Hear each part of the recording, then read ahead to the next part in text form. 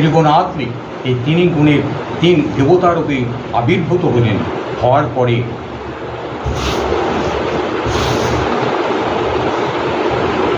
সেই ব্রহ্মার হৃদয়ে ভগবান অন্তর্যামী প্রকাশিত হয়ে যে জ্ঞানটা প্রদান করছিলেন, সেই জ্ঞানই আমি তোমাদের প্রদান করছি ব্রহ্মা, এই কথাটুকু নারদকে বলছেন। নারদ কি বলছেন? হে দেবপুত্র, আপনি কেবল আমারই নয়, সকলেরই পিতা, সমস্ত দেবতাগণের মধ্যে শ্রেষ্ঠ এবং সৃষ্টিকর্তা। আপনাকে প্রণাম। আপনি আমাকে আত্মতত্ত্ব সাক্ষাৎকারে জ্ঞান উপদেশ করুন।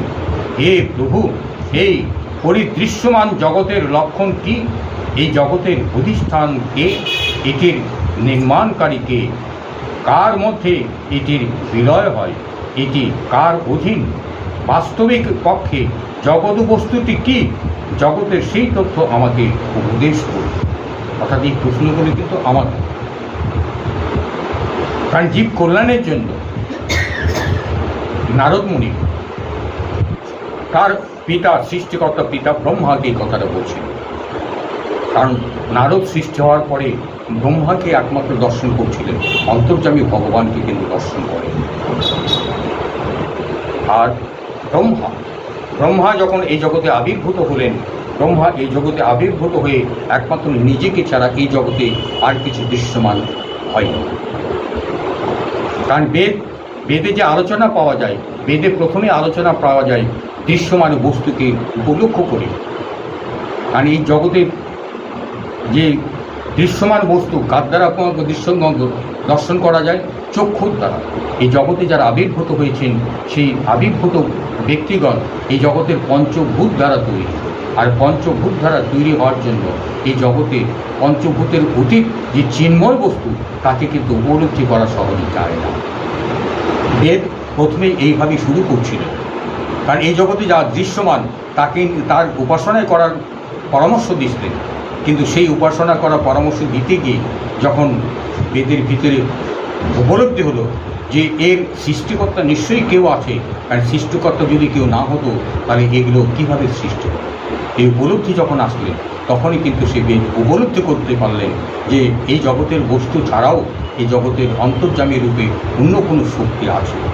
এই উপলব্ধি যখন হলো তখনই কিন্তু ঈশ্বরের জ্ঞানটা সেখানে তার ভিতরে উপলব্ধি হলো। যার জন্য মানে প্রথম অবস্থায় যে কোনো জ্ঞানই আহরণ করি না কেন, প্রথম অবস্থায় সেই জ্ঞানটা কিন্তু ভগবত প্রেম জাগরিত করে না। কারণ আমরা যখন গীতা পড়ি, গীতাতে কিন্তু পরিষ্কার স্বয়ং ভগবান নিজেই কর্ম দিয়েই কিন্তু শুরু করছিল, ভক্তি দিয়ে কিন্তু শুরু করেন। আর ফিনিশিং কিন্তু ভক্তিটাই ফিনিশিং ছিল। যে একমাত্র চরম প্রাপ্তি হচ্ছে ভক্তি, কারণ ভক্তি ছাড়া ভগবানকে পাওয়া যায়। আর ভক্তি পেতে গেলে কর্ম থেকে শুরু করতে হবে। কারণ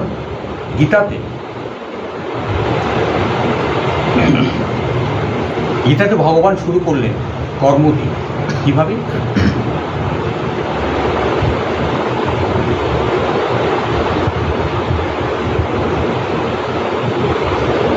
আজকে ওই প্রসঙ্গটা পরে আসবো, এই দিক থেকে আলোচনা। তাহলে ভগবান স্বরূপ নারায়ণ কিন্তু প্রথমেই নারদকে উদ্দেশ্য করে প্রথম কথা বললেন, এবং নারদকে উদ্দেশ্য করে মানে না, ব্রহ্মাকে উদ্দেশ্য করে নারদ এই কথাগুলো বললেন যে হে পিত, আপনি কার কাছে এই দিব্য জ্ঞান পেয়েছেন? বলছেন পিতা স্বরূপ। এই পিতা, আপনি যে জ্ঞানটা আমাদের বিতরণ করছেন সেই জ্ঞানটা আপনার কাছ থেকে পেলেন। আপনার আশ্রয়কে, আপনি যে জগতে বাস করছেন আপনার আশ্রয়দাতা নিশ্চয়ই কেউ আছে। আপনি কার অধীন? কারণ ব্রহ্মাকে মাঝে মাঝে ধ্যানস্থ অবস্থায় পাওয়া যায়। কারণ ব্রহ্মাকে যখন ধ্যানস্থ অবস্থায় পাওয়া যায় তখন একটা সন্দেহ যায়, তাহলে নিশ্চয়ই ব্রহ্মারও উপরে নিশ্চয়ই কেউ আছে। আপনার আশ্রয়কে আপনি কার অধীন এবং আপনার স্বরূপই বা কী? আপনি একাকী নিজ মায়াশক্তির প্রভাবে পঞ্চভূতের দ্বারা প্রাণীগণকে সৃষ্টি করে থাকেন। কি অদ্ভুত ব্যাপার! মাকড়সা যেমন অনায়াসে অন্য কারো অপেক্ষা না করেই নিজের মুখ থেকে লালা নিঃসৃত করে খেলার ছলে জাল সৃষ্টি করে, আপনিও তেমনি নিজের শক্তিকে আশ্রয় করে স্বস্বরূপে থেকেই বিনা পরিশ্রমে অনায়াসে এই জগৎ সৃষ্টি করেন। জগতে নাম রূপ গুণের দ্বারা যা কিছু প্রকাশিত হয় তার মধ্যে আমি এমন কোনো সৎ অসৎ উত্তম মধ্যম বা অধম বস্তু দেখতে পাই না যা আপনার শক্তি ব্যতীত অন্য কিছু থেকে উৎপন্ন হয়েছে।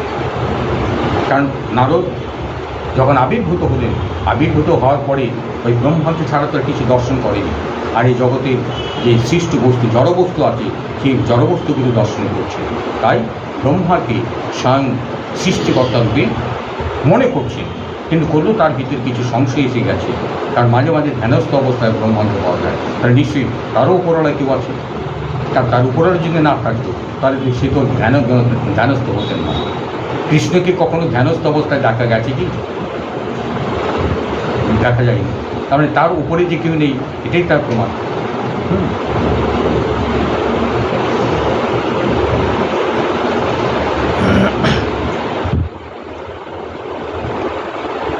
আপনি এরকম সর্বেশ্বর হয়েও একাগ্র চিত্তে যে কঠোর তপস্যা করেন তাতে আমি মহাবিষ্ট হয়ে যাই এবং ভাবি যে আপনার থেকেও বড় কেউ হয়তো আছে। তার মাঝে মাঝে ধ্যানস্থ হয়ে যায়, তপস্যা করে। যখন তপস্যা করে তখনই নারদের মনে সংশয় যাচ্ছে, আপনি যখন তপস্যা করেন একাগ্র চিত্তে, নিশ্চয়ই আপনারও ওপরওয়ালা কেউ না কেউ আছে।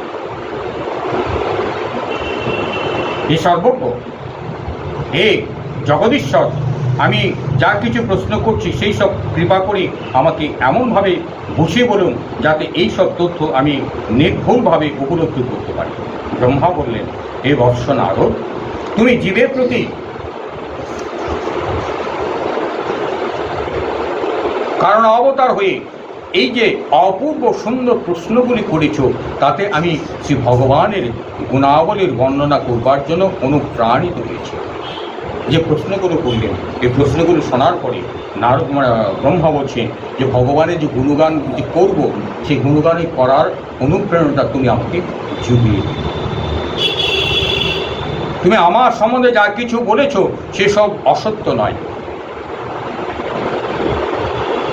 কিন্তু যে পর্যন্ত এই পরম তথ্য অর্থাৎ ঈশ্বরকে না জানা যায় সে পর্যন্ত সমস্ত ক্ষমতার মূলে আমাকে বলে ভ্রম হয়। ভগবৎ স্বরূপ যতক্ষণ পর্যন্ত জানা যাবে না ততক্ষণ পর্যন্ত ব্রহ্মাকে সর্বশক্তির আশ্রয় বলে মনে হয়।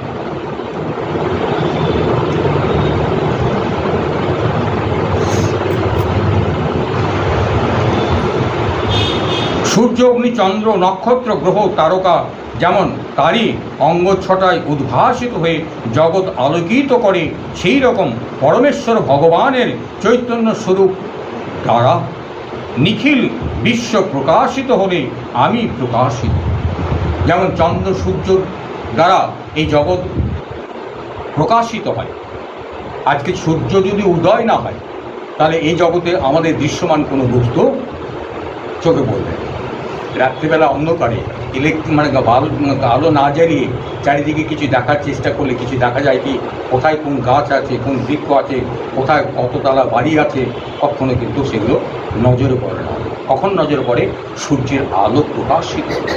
তদ্রূপ এই জগতে যা কিছু তুমি বলছো এই সব কিছু ভগবানের শক্তির দ্বারা প্রকাশিত।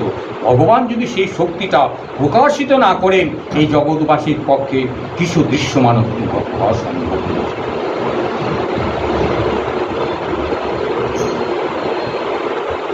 তাই বলছি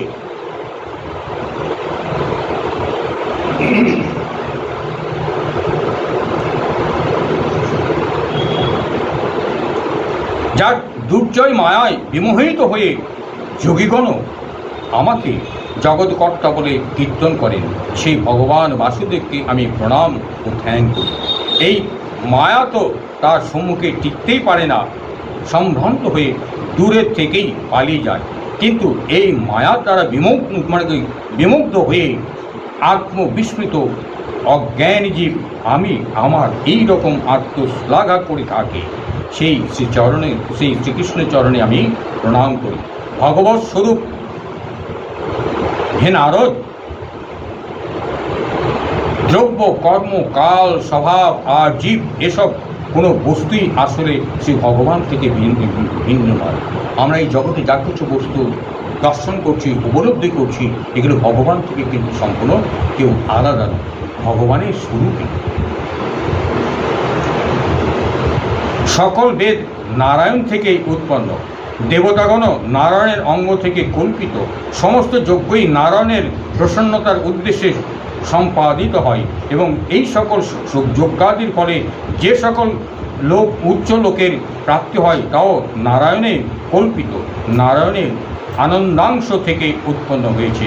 অষ্টাঙ্গ যোগ, সাংখ্য যোগ, সব রকম যোগে নারায়ণ প্রাপ্তির উদ্দেশ্যে সমস্ত তপস্যার নারায়ণের পরিসমাপ্তি, বেদান্তজনিত জ্ঞানও নারায়ণ প্রতিপাদন পর সব কিছু সাধ্য ও সাধনের অন্ত ভগবান শ্রীনারায়ণী। তিনি দ্রষ্টা হয়েও সর্বেশ্বর, অন্তর্নিয়ন্তা, নির্বিকার হয়েও সর্বভূতাত্মা। তিনি আমাকে সৃষ্টি করেছেন এবং তার ইক্ষণ শক্তির দ্বারা প্রেরিত হই আমি তার ইচ্ছানুসারে সৃষ্টি রচনা করি। ভগবান ত্রিগুণাত্মিক, অনন্ত, সৃষ্টি স্থিতি প্রলয়ের কাজের জন্য নিজ মায়ায় সত্য, রজ, তম এই তিন গুণ স্বীকার করেছিলেন। এই ত্রিগুণী যোগ্য জ্ঞান ও ক্রিয়াকে আশ্রয় করে মায়াতে নিত্য মুক্ত পুরুষকেও মায়াতে স্থিত কার্য, কারণ কর্তৃত্বের অভিমানে আবদ্ধ করে। হে নারদ, ইন্দ্রিয়াতীত ভগবান এই ত্রিগুণের আবরণে নিজের স্বরূপ আবৃত করে রাখেন, তাই জীব তাকে জানতে পারে না। ভগবান